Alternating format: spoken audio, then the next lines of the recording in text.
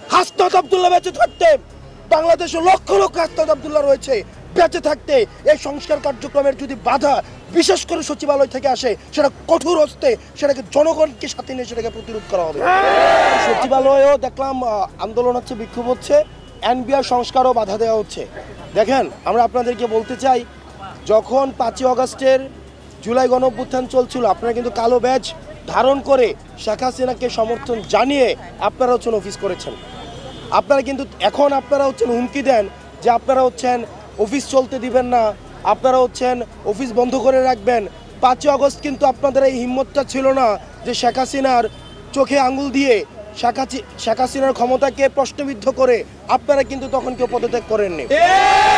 আপনাদের একজন কর্মকর্তা কর্মচারী বাংলাদেশের স্বাধীনতা পরবর্তী সময়ে আমাদের যদি অসহায় দুর্ভোগের রেজিমেন্ট হিসেবে পরিচিত হয় সেটা হচ্ছে সচিবালয়, এবং দুর্নীতির আতুরঘর হিসেবে পরিচিত হয় সেটা হচ্ছে এনবিআর।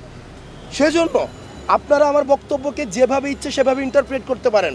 আমরা জনগণের হয়ে জনগণের মধ্য থেকে আমরা কথা বলি। আপনারা 5ই আগস্ট পর্যন্ত আমরা কঠিন ভাষায় শক্ত ভাষায় বলতে চাই, 5ই আগস্ট পর্যন্ত আমরা দেখেছি যদি হাসিনা না পড়তো, যদি ফ্যাসিবাদ সরকার টিকে যেত, আবার ঠিক কিন্তু আপনারা এই ফ্যাসিবাদী সরকারের পদলেহন করে, এই আওয়ামী লীগ সরকারের পদলেহন করে কিন্তু আপনারা আবার চাকরি করতেন।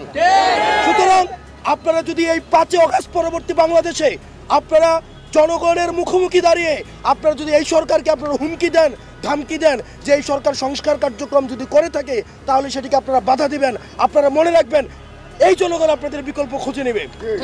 5ই আগস্ট পর্যন্ত আপনাদের একজনেরও কোন সচিবালয়ের কোন সচিব, কোন কর্মকর্তা, কোন কর্মচারী কি পদত্যাগ করেছিল? একজন কি পদত্যাগ করেছিল? এই যে রাস্তার মধ্যে সন্তানদেরকে, সাধারণ নাগরিকদের এইভাবে যে রাস্তার মধ্যে গুলি করে হত্যা করছিল, একজন সচিব, একজন আমরা রাষ্ট্রের একজন নাগরিক, একজন সরকারি চাকরিজীবী কি পদত্যাগের কোন খবর এসেছে? আজকে যখন দেখবেন সরকার কার্যক্রম শুরু করেছে তারা বাধা হয়ে দাঁড়াচ্ছে, যেখানে সহযোগিতা করার দরকার ছিল।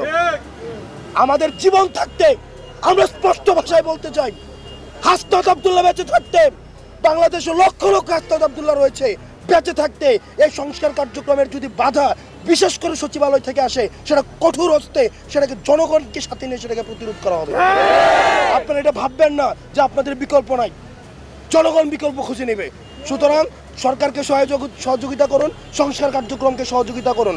আপনাদের যদি সংস্কার কার্যক্রম নিয়ে কোনো পর্যালোচনা থাকে, কোনো মন্তব্য থাকে, সেটা আপনারা নিজেরা আলোচনার মধ্য দিয়ে সেটা সমাধান করুন। কিন্তু সরকারকে যদি জিম্মি করেন সেটার পরিস্থিতি ভালো হবে না।